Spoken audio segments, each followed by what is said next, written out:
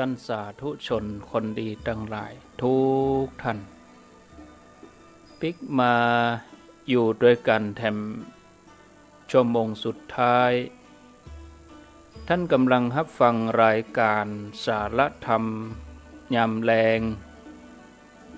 ดำเนินรายการโดยอัตมภาพพระครูอภิวัฒนวิกรมวัดปากต่างเจริญตำบลดอยหล่ออำเภอดอยหล่อจังหวัดเชียงใหม่เป็นผู้รับผิดชอบดำเนินรายการขณะนี้เวลา 16 นาฬิกากับ9 นาทีบ่าย 4 โมงกับ9 นาทีบรรยากาศที่ดอยหล่อตอนนี้ก็มืดมาแถมแล้วญาติโยมครึ้มฟ้าครึ้มฝนเหมือนฝนจะตกเมื่อ3 โมงปลายตะกี้นี่แดดแฉลแดดแห้งญาติโยมบอกกองเข้าสู่4 โมงก็มืดมาละนี่เหมือนฝนจะตกแต่ก็บ่มีทีท่าว่าจะมีตกนักเพราะว่าเมฆบังตะวันเป็นเตื้อก็เดี๋ยวก็แดดมาแถมก็เดี๋ยวก็บดมากำนี่เนาะบรรยากาศนี้ก็ดีนะญาติโยมทั้งหลายเนาะบ่ได้แดดตลอดหลายท่านก็พักผ่อนอยู่ที่บ้านนอนฟังรายการวิทยุบางท่านก็เตรียมกับข้าวกับปลาหุงหาอาหารบางท่านก็ซื้อกับข้าวมาอยู่กับลูกกับหลานบางท่านก็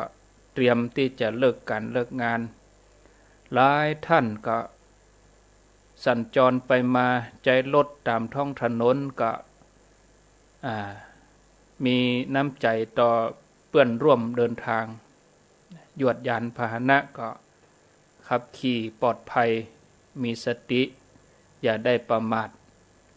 ไปที่ไหนตั้งแต่2 คนขึ้นไปก็ใส่หน้ากากเนาะวันนี้เชียงใหม่เขาก็ลดลงละญาติโยมวันนี้เหลือ18แต่ว่ามี25วันก่อนมีก็28 23แต่ว่า25วันนี้18นะวันนี้18 คนจำนวนที่เพิ่นแจ้งมาเป็นทางการนี่นะทั้งจังหวัดนะญาติโยมเนาะลาภยศสรรเสริญเป็นที่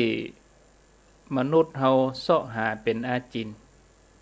ถ้าได้มาด้วยความขยันหมั่นเพียรด้วยความบริสุทธิ์ใจย่อมทำให้ผู้แสวงหามานั้นเกิดความสุขแต่ถ้าหากว่าการแสวงหาเหล่านั้นเกิดจากการคิดทุจริตบ่ว่าลาภยศสรรเสริญก็จะเกิดความมัวหมองให้ผู้ครอบครองนั้นหาสุขบ่ได้เรื่องนี้มีมาในนิทานปรากฏอยู่ในชาดกที่ชื่อว่าลาภครทิตชาดกติกนิบัติก่อนที่จะนำเรื่องราวที่ค้างไว้ในตอนแรกมาเล่าให้ฟังเรื่องของคนที่ลืมตัวเนี่ยจะเอาเรื่องระวังคนหลอกลวงในยุคปัจจุบันนี้มีปรากฏให้หันนักญาติโยมเนาะเสกพระธาตุมาก็มีเป็นปัจเจกพุทธเจ้าก็มีเป็นมารดาพระพุทธเจ้าก็มีเนี่ยเป็นอย่างแฮมเป็นโพธิสัตว์เป็นอรหันต์โอ้ตั้งแต่เดือนที่ผ่านมาเนี่ยมันสับปะออกมาเนี่ย ก็เลยจะยกเรื่องนี้มาให้ญาติโยมได้ฟังกันเคยมีมาเหมือนกันปรากฏในชาดกเหมือนกันครั้งนั้นโพธิสัตว์เจ้าเกิดเป็นอาจารย์ที่สาปโมกข์มีลูกศิษย์อยู่ประมาณ500 คนนะตั้งสำนักเรียนอยู่ที่เมืองหนึ่งก็คือเมืองตะกศิลานั่นวันหนึ่งมีลูกศิษย์คนหนึ่งเข้าไปถามถึงวิธีได้เงินทองมีวิธีใดจะได้เงินได้ทองอาจารย์ครับประเด็นนี้ผมเรียนใกล้จะจบแล้ว ผมใครฮู้ว่าเจ้าโลกนะเขามีวิธีการหลอกลวงให้ได้เงินได้ทองโดยที่บ่ต้องเน็ดเนยบ่ต้องใจบ่าใจแหงอย่างใดพ่องครับอาจารย์นี่หรอผมใครโรยทางลัดไหนอาจารย์ก็ตอบว่าเธอฟังเนอะเจ้าโลกมีวิธีหลอกลวงกันให้ได้เงินทองโดยที่บ่ต้องเน็ดเนยเนี่ยมีอยู่4 วิธีนะ4 วิธีมีอย่างพ่องครับอาจารย์อาจารย์ก็อธิบายว่า1เนาะบ่ใจคนบ้าก็ทำเหมือนเป็นคนบ้า2บ่ใจคนอู้ส่อเสียดก็ทำเป็นเหมือนคนอู้ส่อเสียด3บ่ใจนักฟ้อนนักรำก็ทำเหมือนเป็นนักฟ้อนนักรำ4บ่ใจเป็นคนพูดพร่อยก็ทำเหมือนคนพูดพร่อยถ้าทำได้ถึง4 ข้อนี้ย่อมได้เงินทองจากผู้ที่หลงงมงายอันนี้เป็นกรรมสำหรับเธอเนอะลูกศิษย์นี่ก็ว่ามันมีความหมายอย่างใดครับอาจารย์ที่สาปโมกข์ก็อธิบายให้ฟังเข้าไปแถมว่าน่ะลูกศิษย์ก็ตั้งใจฟังเนาะความหมายเป็นอย่างใดก็ซักไซ้ตอบไปอาจารย์อธิบายว่าข้อที่1คนบ้าผู้คนมักจะเบิดถือโทษโกรธเคืองเขาจะยิบฉวยอันยังไปก็บดาบ่ว่าจะเป็นเสื้อผ้าอาหารขนมเงินทอง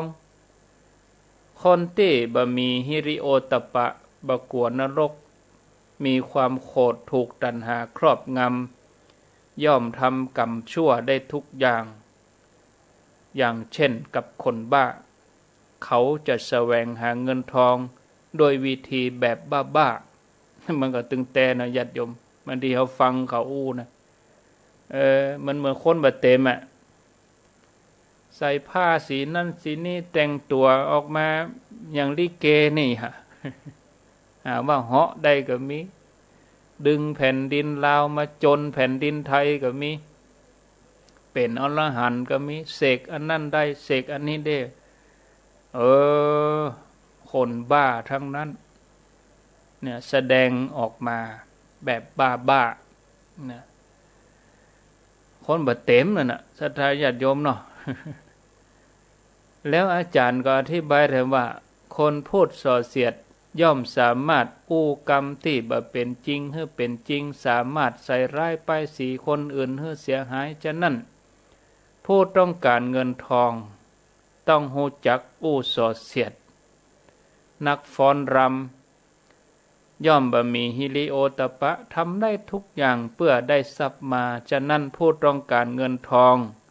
ต้องเป็นนักฟ้อนนักรำคนที่พูดพร่อยย่อมทำตัวเป็นคนหู้ทุกอย่างหู้ถึงโลกหน้าหู้ว่าไผทำอะไรอย่างที่ไหนอย่างใดผู้คนก็จะกลัวบุคคลลักษณะนี้กลัวเขาประจานก็เลยมอบทรัพย์ให้เขาเพื่อจะปิดปาก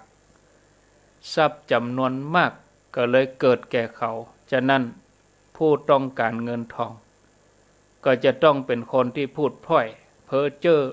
พูดไปเรื่อยลูกศิษย์ได้ฟังอย่างอันก็เลยตำหนิวิธีการหลอกลวงให้ได้ลาภสักการะมาโดยที่บ่นึกถึงคุณธรรมว่าอาจารย์ครับถ้าหากเป็นอย่างนี้บ่เอาแล้วครับอย่างอันการออกบวชสละทุกอย่างประเสริฐกว่าการจะแสวงหาลาภโดยที่บ่มีคุณธรรมแม่นก็ครับอาจารย์ว่าแล้วก็ตัดสินใจถึงแม้จะสำเร็จวิชาก็จะอยู่โดยอาจารย์ต่อไปบ่ไปอยู่ตั้งนอกละบวชเป็นฤาษีบำเพ็ญบารมีตราบชั่วชีวิตไปเลยเรื่องนี้ก็มีคติสอนไว้ว่าวิธีการหลอกลวงของคนในโลกเนี้ย มีอยู่วิธีอยู่4 อย่าง4 ลักษณ์นี่นะพึงระวังนะญาติโยมนะมันจะแสดงออกมามันมี4 ลักษณ์ตัวเยอะปรากฏในลาภคะละทิตะชาดกติกานิบาตคนบ้าก็ทำตัวเป็นคนบ้าเนี่ยมันมีหรอคนบ้าทำอะไรไม่ผิดอ่ะชอบทำมันอย่างเพี้ยนที่จริงไม่ใช่บ้านะแต่แต่งขี้แต่งเป็นคนวิกลจริตอ่ะเป็นบ้าเป็นยังไปพ่องอู้ตาลอยอ่ะบ่ได้แสดงกิริยาอย่างคนปกติทั่วไปอ่ะญาติโยมตำรวจสอบเข้าเอาล่ะเจ้ามาอ่ะเจ้าจะลงแล้วอ่ะมันเป็นอย่างนั้นอู้กับตำรวจแปลงตามหมกอ่ะมีที่เพิ่นเอามาออกอ่ะญาติโยมเนี่ยที่จริงเขาก็ดีนั่นน่ะแต่เขาทำเป็นเหมือนคนบ้านี่อันนี้ปรากฏในชาดกคือได้ฟังกันศรัทธาญาติโยมท่านทั้งหลายอาตมานึกได้ก็เลยเอามากล่าวเอามาบอกกล่าวให้ญาติโยมเขาฟังเนาะมีปรากฏมาแล้วก่อนนั้นแล้วก่อนศาสนาเขาจะเกิดแล้วเนี่ยสมัยอาจารย์ที่สาประโมกแล้วเนี่ยเนาะญาติโยม16:20 นาทีมาอยู่ด้วยกันเรื่องแต่กี้ว่าเรื่องของผู้ที่ลืมตัวเขาผู้นี้มีชื่อว่ามุสิละเมื่อได้รับความรู้จากครูบาอาจารย์แล้วก็อยากจะดีกว่าอาจารย์เลยไปทำความพินาศย่อยยับเป็นคนที่เสียอนาคตไปเลยในที่สุดเรื่องราวเป็นอย่างไรก็ลองฟังกันไปดังต่อไปนี้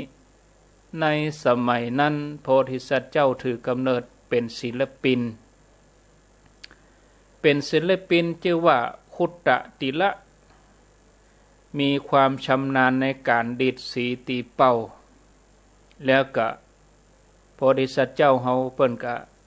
มีความสามารถในการเล่นดุริยดนตรีทุกชนิดจนได้เป็นอาจารย์สอนดนตรีที่มีชื่อเสียงส่งผลให้ท่านเป็นที่รู้จักกันทั่วชมพูทวีปยังมีลูกศิษย์มาจากทั่วทุกสารทิศมาขอเรียนวิชาดนตรีจากท่านนี่ต่อมามีเด็กหนุ่มคนหนึ่งชื่อว่ามุสิละได้ยินกิตติศัพท์ชื่อเสียงของอาจารย์โพธิสัตว์เจ้า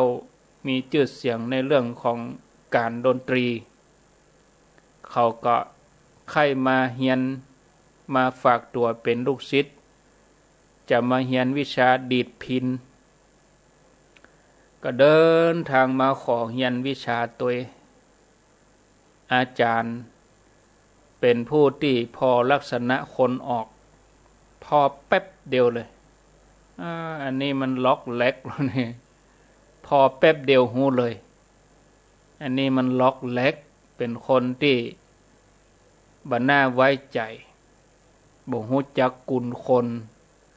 อาจารย์ก็เลยบังคับไว้เป็นศิษย์แต่เขาก็บ่ย่อท้อเข้าหาอาจารย์บ่ได้ก็เข้าไปหาตั้งพ่อแม่อาจารย์ปุ่นอุปถากดูแลบำรุงท่านอย่างดีจนพ่อแม่ของอาจารย์นี่ใจอ่อนอินดูช่วยนะขอร้องช่วยฝากเป็นลูกศิษย์โพธิสัตว์เจ้าที่เป็นอาจารย์ก็บ่ใคร่คัดใจพ่อแม่ก็เลยรับเขาไว้เป็นศิษย์สอนหมดโดยที่บ่ปิดบังอำพรางเพราะอาจารย์โพธิสัตว์เจ้าเปิ้นเป็นคนใจกว้างบ่มีการปิดบังอำพรางบ่เคยห่วงวิชาบ่เคยห่วงความรู้ส่วนมุสิละก็เป็นคนที่ฉลาดเนาะฉลาดแล้วก็ฉลาดแกมโกงด้วยมันเฮียนโวยญาติโยมอยู่ไปบ่เมินบ่นานก็เฮียนจบหมดเลย เมื่อเรียนจบก็เกิดว่าถ้าหากว่าเฮาได้แสดงต่อหน้าพระที่นั่งพระราชาเนี่ยเฮาจะมีชื่อเสียงโด่งดังเฮาจะดีกว่าอาจารย์บ่เท่าแต่นั้นลาภยศลาภสักการะก็จะหลั่งไหลมาหาเฮาอีเนาะเมื่อเกิดได้อย่างนี้ก็เลยบอกอาจารย์ว่าอาจารย์ครับผมเรียนจบหมดแล้วบัดเดี๋ยวนี้ผมมีความประสงค์จะขอไปแสดงดนตรีต่อหน้าพระที่นั่งพระราชาขออาจารย์ได้ฝากผมกำเอาผมไปฝากไปเข้าเฝ้านะผมจะแสดงสุดฝีมือครับนี่เนาะหัวใจเมตตาของอาจารย์นะก็มีเมตตาต่อลูกศิษย์อยู่แล้วก็เลยปาเข้าไปเข้าเฝ้าพระราชาเพื่อเป็นการประกาศชื่อเสียงสำนักตัวเองเมื่ออาจารย์ไปถึงวังก็กราบทูลพระราชาว่าข้าแด่พระราชาผู้เจริญขอพระองค์ทอดพระเนตรความสามารถของลูกศิษย์ข้าพระองค์นะลูกศิษย์ข้าพระองค์นี่เก่งในเรื่องของการดีดพิณนะพระราชาก็มีความประสงค์เหมือนกันพระราชาก็ได้ฟังการดีดพิณของมุสิละป้อใจก็เลยรับสั่งให้เอาตัวมาทำงานรับราชการอยู่ในวังพร้อมกับมีเงินเดือนให้ตัวแล้วก็เอาให้เกิงหนึ่งของอาจารย์มุสิละก็กราบทูลพระราชาว่า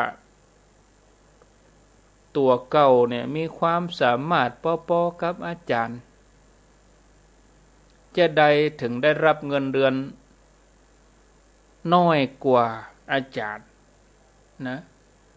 ก็เลยขอพระราชาพระราชทานให้ได้เงินเต้าอาจารย์เตอะพระราชาก็บอกว่าอ้าวเจ้าบดีอูอย่างนี้ธรรมดาเนี่ยปีหูสองน้องหูหนึ่งปีสองน้องหนึ่งอาจารย์นี่ต้องได้นักกว่าศิษย์กาอันนั้นเปิ้นเป็นครูของเธอลูกเปิ้นเอาเธอมาฝากให้อยู่กับฉันเนี่ยแล้วเธอมาทำงานก็ได้บักกี่วันนี่ทำงานบักกี่วันกี่เดือนนี่เวลาก็บ่ได้เต้าเปิ้นจะมาเอาเงินเต้าเปิ้นไปได้ไยพระราชาก็บ่คือมุสิละก็บ่ยอมนะเมื่อบ่ยอมจากนั้นก็ออกไปประกาศให้คนทั้งหลายเป็นสักขีพยานว่าจะมีการประลองฝีมือดีดพิณ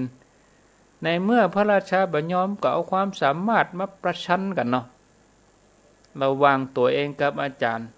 แล้วแถมต่อไป7 วันนี้ให้คนมาพอกันที่พระลานหลวงต่อหน้าพระที่นั่งเลยศรัทธาญาติโยมข่าวนี้ก็ไปถึงหูอาจารย์ฟังได้ยินข่าวว่าลูกศิษย์ตาประลองฝีมือการดีดพิณอาจารย์ก็รู้สึกว่ารู้สึกหดหู่ใจอุตส่าห์สั่งสอนมาหวังจะให้เป็นตัวแทนเป็นหน้าเป็นตาของสำนักสืบไม้สืบมือเอาความโหนี้ไปใจบ่ได้ไปหวังให้แข่งกับไผนะแข่งกับคนอื่นยังปอทุเราอันนี้จะมาแข่งกับครูตัวเก่านายคนนี้จะมาเป็นศิษย์ล้างครูเนาะนี่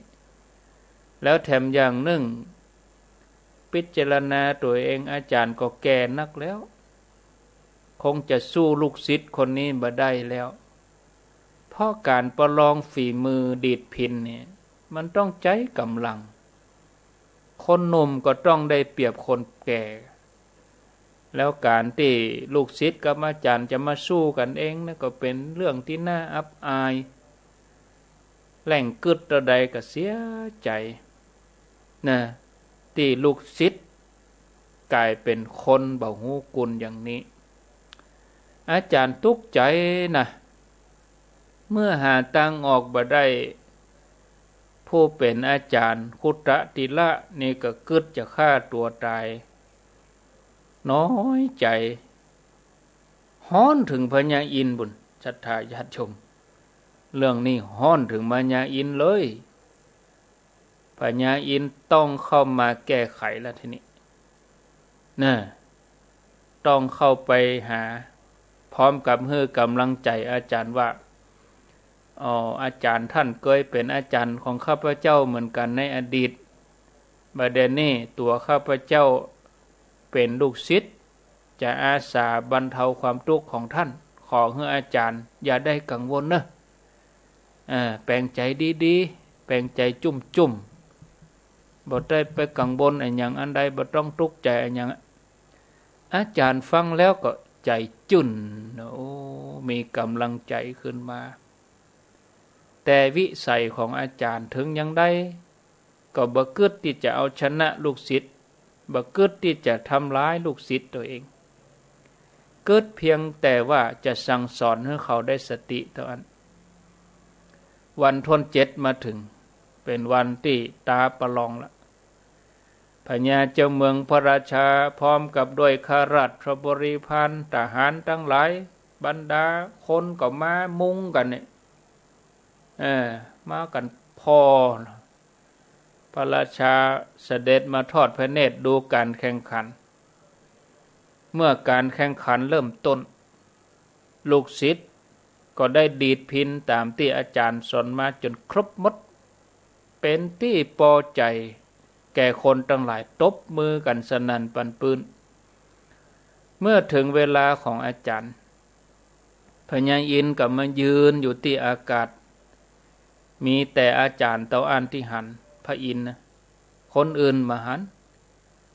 พระอินทร์ก็บอกให้อาจารย์ดีดพิณตามจังหวะที่พระอินทร์แนะนำผสมผสานกับเสียงติ๊บ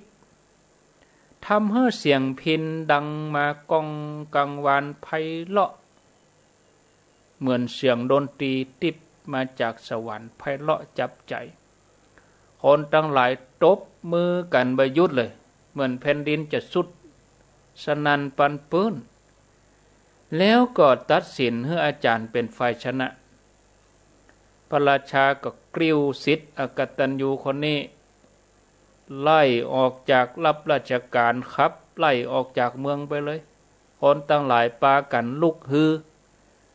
เอาก้อนหินก้อนดินเอาก้อนไม้ไล่บุบไล่ขว้าง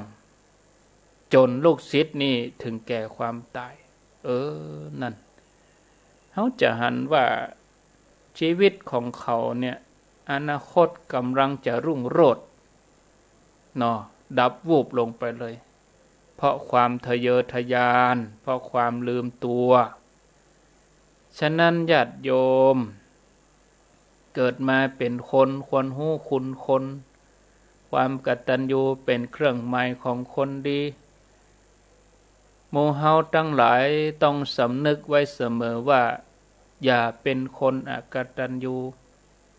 เพราะคนบ่ฮู้คุณคนนี่จะมีแต่ความเสื่อม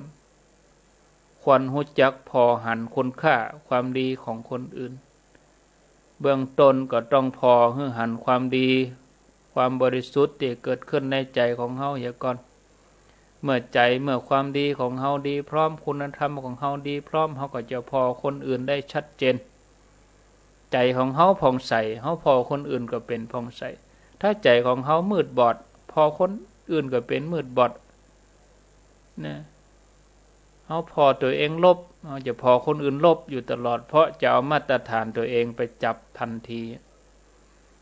การประพฤติปฏิบัติก็เหมือนเดียวกันญาติโยมให้มันปฏิบัติทำใจของเฮาให้มันสะอาดผ่องใสจะทำให้คุณธรรมเกิดขึ้นในใจเฮาหันคุณธรรมความดีของคนอื่นได้แจ่มแจ้งขึ้นไปฉะนั้นต้องหมั่นเพิ่มเติมความบริสุทธิ์ผ่องใสให้กับตัวเองโดยการประพฤติปฏิบัติเต็มเปี่ยมญาติโยมทั้งหลายกำเดียวแห่งสักกรรม แฮมบักกี้นาทีไปตั้งหน้าประมาณ5 โมงปลายเนี่ยก็เป็นแฮมวิธีหนึ่งที่เขาจะมาฝึกคุณธรรมในใจของเขาสวดมนต์ด้วยเพิ่นนะเจริญพุทธมนต์โดยครูบาอาจารย์ความสุขเป็นสิ่งที่จำเป็นสำหรับการดำเนินชีวิตของมนุษย์เฮาทุกคนเพราะถ้ากายแล้วก็ใจของเฮาบ่มีความสุขแล้วเฮาจะประกอบกิจการงานอันใดก็ยากที่จะประสบความสำเร็จได้ฉะนั้นก็เลยเป็นหน้าที่ของเฮาที่จะแสวงหาความสุขที่แท้จริงให้กับตัวเององค์พระสัมมาสัมพุทธเจ้าพระองค์สอนให้พุทธบริษัททั้งหลายรู้จักการแสวงหาความสุขให้กับตัวเองโดยการหมั่นชำระจิตใจให้สะอาดผ่องใสโดยการไหว้พระสวดมนต์ด้วยการเจริญภาวนาด้วยการทำใจให้เป็นตั้งใส่กลางจากนั้นในทางพุทธศาสนาก็ยังแนะนำให้เฮาหันคุณค่าหันความสำคัญของการฝึกฝนจิตใจตัวเองจิตใจที่ผ่องใสจะนำความสุขมาให้เป็นที่มาแห่งมหากุศลเป็นเครื่องนำปาสัตว์ทั้งหลายไปสู่สุคติภูมิแล้วนำทุกชีวิตสู่เป้าหมายความกตัญญูรู้คุณที่คนอื่นทำแล้วก็มุ่งตอบแทนเป็นคุณธรรมของคนดีไผๆก็อยากคบหาสมาคมแล้วก็ให้ความช่วยเหลือเพราะความช่วยเหลือที่ยิบยื่นเฮือนนั้นจะบ่มีวันกลายเป็นหอกเป็นดาบย้อนมาทิ่มแทงเฮาภายหลังความกตัญญูก็เลยเป็นวิสัยของเหล่าบรรดานักปราชญ์บัณฑิตทั้งหลายเมื่อฮู้ว่าไผได้ทำความดีต่อตนเองแม้เพียงเล็กน้อยก็คิดหาหนทางที่จะตอบแทนอยู่เสมอแต่หมู่คนพาลมักจะหาทางปกปิดความดีที่คนอื่นทำไว้เหมือนพยายามเอาใบบัวมาบังภูเขาพยายามปิดอย่างใดก็ปิดบ่มิดคนพาลเมื่อหันผู้อื่นทำดีแล้วก็จะรู้สึกขัดเคืองเหมือนมีหนามมาทิ่มตาทิ่มใจเหมือนความมืดที่เป็นปฏิปักษ์ต่อความสว่างท่านผู้ฟังญาติโยมฉะนั้นเราควรจะฝึกฝนตัวเองเพื่อเป็นผู้ที่มีคุณธรรมประจำใจทุกคนที่ทำความดีกับเราแล้วเนี่ยเราควรจะมุ่งตอบแทนแล้วอนุโมทนาในส่วนบุญที่คนอื่นทำเหมือนในสมัยอดีตพระเจ้าพมทัตทรงมีพระโอรสของพระเจ้าพมทัตนี่มีนิสัยหยาบคายคือวันใดบ่ได้บุบได้ตีคนนี่งุดหงิดเจ้ามาก็จะต้องหาเรื่องได้บุบได้ตีบรรดาทหารข้าราชบริพารวันใดบ่ได้ด่าได้ตีเครียดงุดหงิดเพราะว่าพระโอรสเนี่ยเป็นผู้ที่ถูกเอาใจมาตลอดแล้วก็เป็นที่หวาดผวาของบรรดาทหารทั้งหลายบรรดาอำมาตย์เสนาแล้วก็บ่เป็นที่ฮักของพวกพ้องบริวารวันหนึ่งพระกุมารได้ไปทรงสนานก็คืออาบน้ำที่แม่น้ำพร้อมกับบริวารบังเอิญวันนั้นเป็นวันที่ลมหลวงมาพายุโหมกระหน่ำหมู่ทหารก็ว่าขึ้นมาเถอะพระองค์ขึ้นมาลมหลวงมาแล้วขใ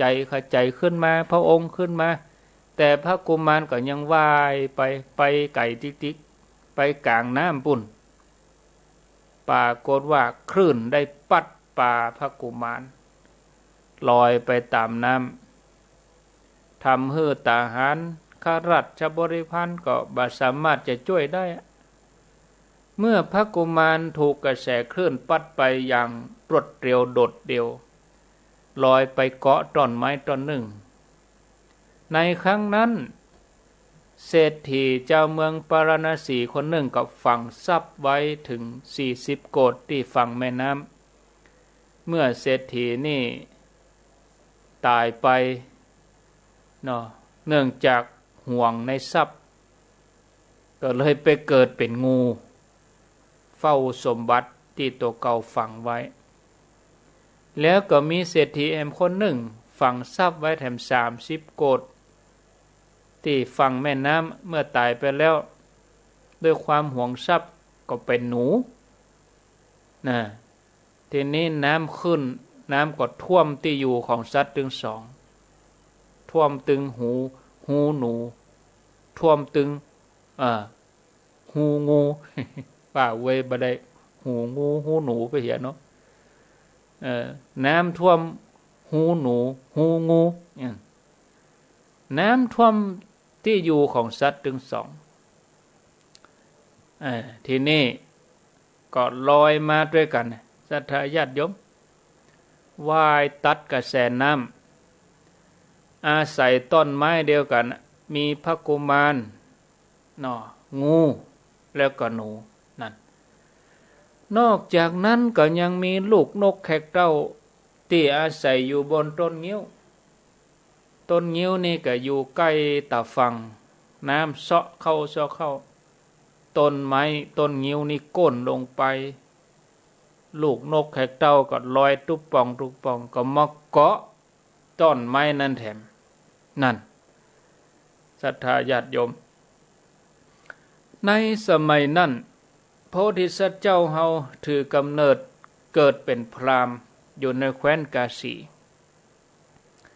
เมื่อเจริญเติบโตใหญ่มาแล้วก็ออกบวชเป็นฤาษีอาศัยอยู่ที่คุ้งน้ำทั้งลุ่มบุญในวันนั้นฤาษีก็ได้ยินเสียงของพระกุมารช่วยกำนี่เนาะว่ายตัดกระแสน้ำไปช่วยพระกุมารเลยพระฤาษีนี่แล้วก็ช่วยสัตว์ถึง3ให้รอดพ้นจากความตายฤาษีนี่ก็ดังไฟให้สัตว์ถึง3ก่อนเพราะว่าหันว่าเป็นสัตว์ตัวน้อยส่วนพระกุมารนี่เป็นคนก็น่าจะอดทนได้จะดังไฟให้มันลุนแม้แต่อาหารการกิน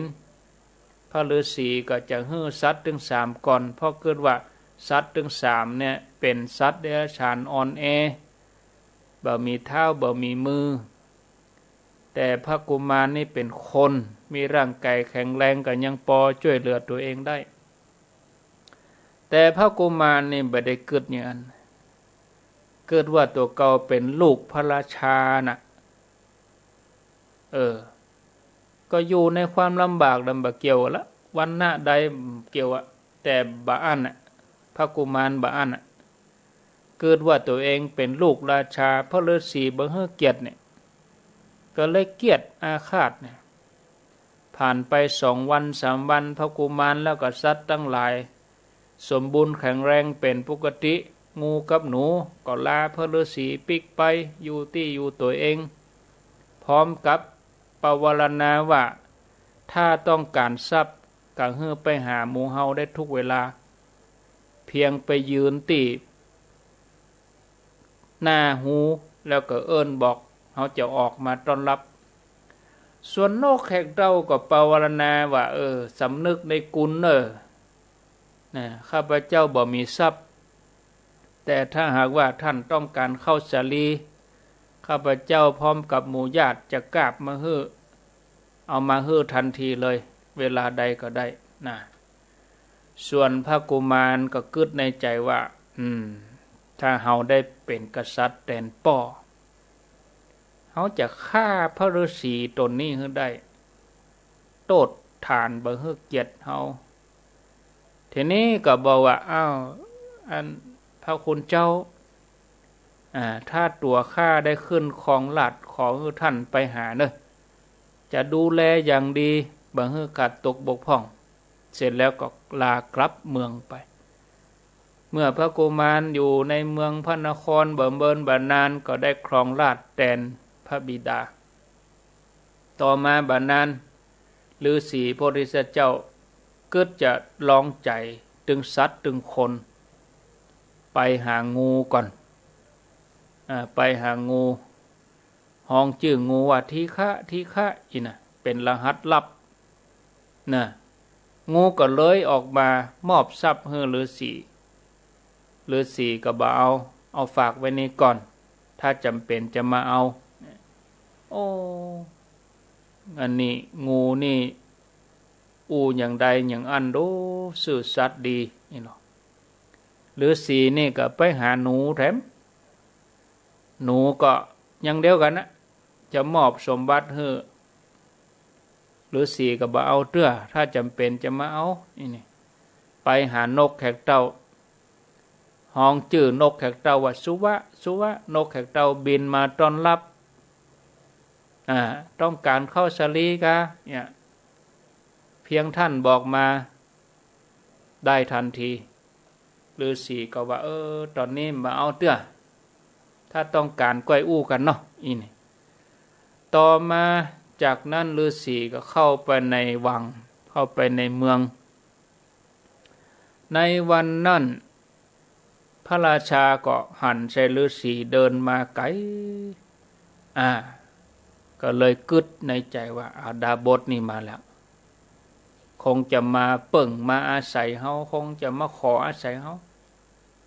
าจะสั่งตัดหัวทันทีแล้วก็จะประกาศให้คนทั้งหลายหูที่ทำกับเฮาว่าอย่างใดกินก็เบิ่งให้เฮากินก่อนอุ่นก็เบิ่งให้เฮาอุ่นก่อนไปเฮือสัตว์ก่อนอันนี้ฤาษีบ่ฮู้โจกจะตาตัวเองเดินเข้าไปติ๊กเดินเข้าไปพญาเจ้าเมืองสั่งยับพระฤาษีมันยับเฮาอย่างนี้พญาเจ้าเมืองสั่งโลกไปยับเอามือไพ่หลัง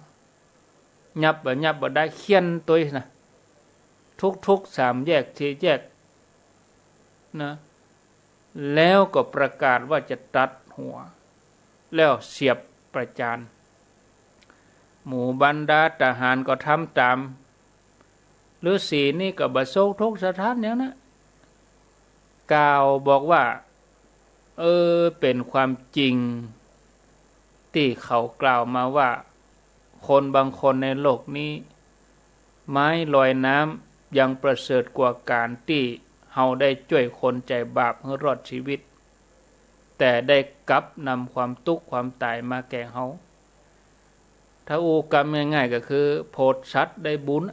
โพดคนได้โทษอันนี้ชัดเจนอันนี้เนาะเมื่อเจ้าเมืองได้ฟังกรรมอย่างนั้นหมู่ที่เป็นบัณฑิตก็ถามว่าเกิดอะไรยังขึ้นกับท่านฤาษีก็เล่าความจริงให้ฟังเจ้าเมืองได้ฟังอย่างนั้นก็ปากันวิพากษ์วิจารณ์เอาไปเอามาเจ้าเมืองปากันลุกฮือจ้อยพระฤาษี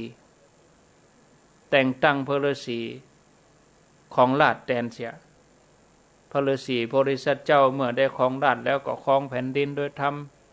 แล้วก็ได้นำสมบัติของงูของหนูเข้าท้องพระคลังแล้วก็สั่งแปลงที่อยู่ของหนูของงูให้ดีแปลงถ้ำอย่างดีเลยแล้วก็พระราชาโพธิสัตว์เจ้านี่ก็พระราชทานเข้าตอกคลุกน้ำผึ้งเอาเลี้ยงดูนกแขกเต้าอย่างดีสั่งสมบารมีเมื่อละจากโลกไปก็ไปเกิดในสุคติโลกสวรรค์เขาจะหันได้ว่าคนที่บ่ฮู้กุลคนนั่นแม้เขาจะช่วยเหลือเขานักเพียงใดก็ตามเขาก็พอบหันความดีของเขาเหมือนคนตาบอดที่บ่สามารถหันแสงสว่างของพระอาทิตย์ดังนั้นเมื่อเขาจะช่วยเหลือภัยเขาจะต้องพิจารณาให้ดีที่สำคัญคือเขา อย่าเป็นคนอกตัญญูเสียเอง คนที่มีกุลกับเฮาบอกว่าจะนักจะน้อยอย่างใดเฮาก็ต้องจำไว้แล้วก็หาโอกาสทดแทนบุญคุณของท่านให้ได้ความกตัญญูเป็นคุณธรรมเป็นพื้นฐานของคนดีทำให้เฮาเป็นที่ฮักของมนุษย์และเทวดาทั้งหลายเป็นเหตุให้เราประสบความสำเร็จในชีวิตบุคคลที่ควรแก่การกตัญญูมีมากมายโดยเฉพาะพระพุทธเจ้าถ้าเฮาได้ศึกษาเฮาได้รู้จักประวัติพระพุทธเจ้าแจ่มแจ้งเฮาจะทราบซึ่งเกิดความปิติว่าเฮาได้เกิดมาภายใต้ห่มเงาบวรพุทธศาสนาได้อาศัยหลักธรรมคำสอนมาเป็นแนวทางในการประพฤติปฏิบัติตั้งแต่พระองค์ทรงชี้ให้หันว่าชีวิตของมนุษย์เฮาทุกคนดำรงตนอยู่บนพื้นฐานของความทุกข์พระองค์ทรงชี้ให้หันต้นเหตุแห่งทุกข์วิธีดับทุกข์และการฝึกฝนใจทำให้ชีวิตนี้มีคุณค่าเกิดมาได้ปะสาระแก่นสารของชีวิตมีรัตนตรัยเป็นที่พึ่ง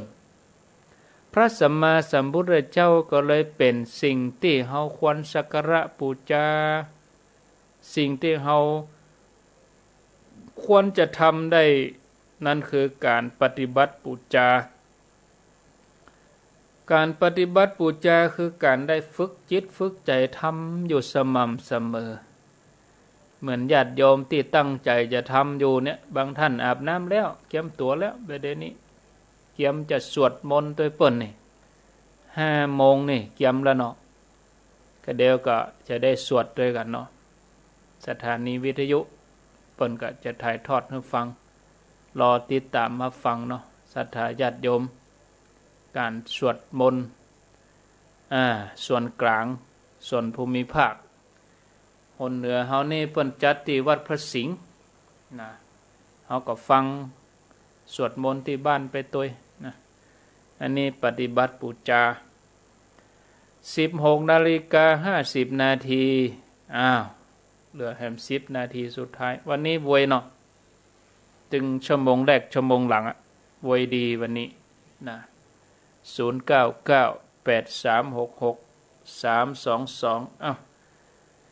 ไผจะอู้จะจาก็ขอเจริญปอนโทรเข้ามาเนอะญาติโยมไผจะอู้จะจาก็เจริญปอนโทรเข้ามาแจ้งผลการรับฟังสนทนาอู้จาธรรมนะเวลาเบอร์นี้แฮม10 นาทีเจริญปอนได้สาเจ้าเดินพระครูจะได้ลูกศิษย์คิดเรื่องครูนี่มันก็มีมาแต่เมื่อมีแล้วต้องได้กล้าเต่าแข่งกับอาจารย์เก่าบางอ่านเนาะจะได้กล้าเต่าอันอนาคตเลยดับตายเลยจะได้กล้าตัวต้องนักกว่าอีนะกำลังบรรจุนี่เอาหนักเลยนี่นะ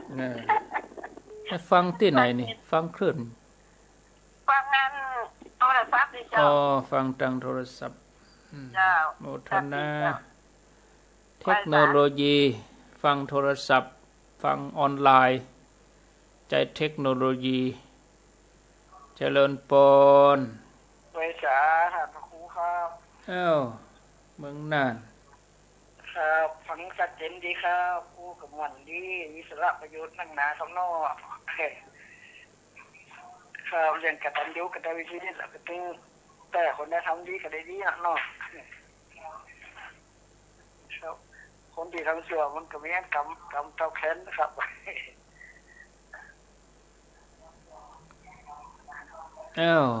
่าไปจบกะวันนั้นปฏิบัติแต่ทำแต่มันดีใจครับมันจะเจริญหนุ่มอย่างนี้เขาไม่ได้คิดแต่อ่านเนี่ยครับนอกคิดแต่นั่งแต่ทำอย่างเดียวเอาว่าประจำคิดจำใจได้ฟังคลื่นแน่น้อยนี่เนาะฟังแน่น้อยนะครับแน่น้อยโมทนาเนอร์ค ครับไปสา สา ธุใจทานพระ ธุ ครู ตั้งวันพุกไปจะเริ่มประชาสัมพันธ์ที่นาน้อยที่เมืองลีก็เรียบร้อยไปตะวาเมืองลีเปิ้นตอดผ้าป่าออนไลน์เมืองลีโอ้เพิ่นก็ช่วยกันเต้นะเมืองลีนี่นาน้อยเดี๋ยวจะบ่ได้ยินกันแล้วนะถ้าบ่ช่วยกันเต้นะป้อนานเขานะเนอะป้อนานเขาได้ช่วยกันช่วยท่านพระครูสุจินต์วัดหนองปากค่าเสียดายเนาะโควิดนี่มาเติกอย่างเนี้ยถ้ามันเติกโควิดกับเฮากับพวกช่วยกันที่ซบเตินเพื่อก็สบายเลยค่ะเนาะกำเป็นยะญาติโยมนะ0998366322รับสายเจริญพรกำลังใจเนอะที่แบบครูหนูครูงูแบบเปิดมาได้ว่าเวมได้ยุ่งอ่ะก็ได้แบบก็จะเพี้ยนงูหนูคู่งูใช่ไหมกะจะครับวันนี้ประมาณ5:08เนาะเนี่ยเดี๋ยวก็ฟังในวิทยุนี่จ้าอันนี้ตาโจกก็เจ้าฟังชัดเจนดีเจ้าแม่หลวงปันตาโจกเนาะฮะใช่กันอันกะที่ไหนอ่ะนั่นบทวันนี้ผิดพลาดแบบไปเลยผิดพลาดอย่างร้ายแรงเสียงเหมือนกันโมทนาเสียงเหมือนนั้นแม่หลวงปันเถอะนึกว่าแม่หลวงพันถ้าโจกไปว่าพุทธนิมิตนั่นเคยเหมือนกันตักคนผิดเนี่ยคนเหมือนคนนะเอาไปตักมาเนอะไปจ้อยเหลียวมาโอ้จ้อยแต่งอู้ไปทางอื่นเนี่ยเตี้ยมันมีเหรอก็มากะเหลียวไปเหลียวมาพอได้พอเนอะโอ้ใจเสียกรรมขอโทษ0998366322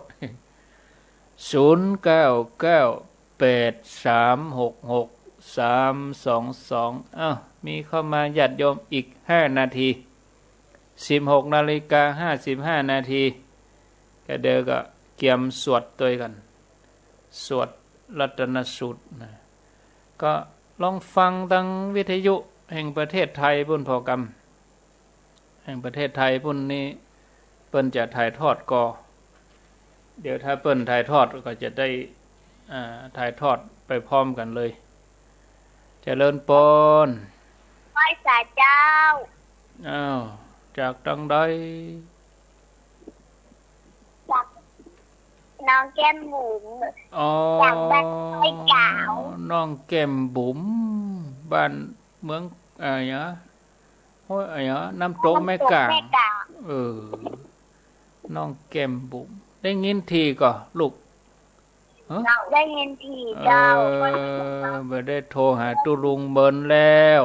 เนาะเจ้าฟังตลอดโรงเรียนน่าจะเปิดเทอมแล้ว โรงเรียนกำลังใจตุลุงมาได้กำลังใจตุลุงมาได้ปันป้อนได้อยู่ก่อไหว้สาเนอปันป้อนคำกะปันป้อนเขาว่าจะสวดก็ได้เหรอที่โตก่อนได้เอาเลยที่ปิโสเลยโตภะคะวะอะระหังสัมมาสัมพุทโธวิจาจารณะสัมปันโนสุขโตโลกาวิถุอนุตตรปุริสธรรมะจรติสัทธาเทวมนุสสานังพุทโธภะคะวะติโอ้เก่งเลยปันป้อนเลยปันป้อนเลยสักปีได้ก็น้องฝึกอยู่ไปฝึกมาเนอะฝึกเรามาโทรหาตุลุงเนอะสวัสดีไหว้สาเจ้าสาธุน้องแก้มบุ๋มเจริญพรยังเจริญพรจากที่ไหนจากฮะไม่นางวน เจ้า อ๋อชัดเจนดีกว่า เจ้าร้อยสี่ก็เป็นที่เจ้า 104กะเออ เจ้า อืมฟังตลอดเนาะฟังตลอดเลยเนาะเจริญพรที่จริงทุกวันเมื่อที่เจ้า โมทนาเนอะ เจ้า โอ้มันอ้ำอย่างโหแม่ไปเมาฟังวิทยุเอาลาไปก่อนญาติโยม อาตมาก็เมาเสาะที่จะถ่ายทอดเอาลาศรัทธาไปก่อนเนอะหมดเวลาเสียแล้วปะกันทำไมวันพุธเมื่อเจ้าเนาะแล้วก็บ่าย 3วันพุธ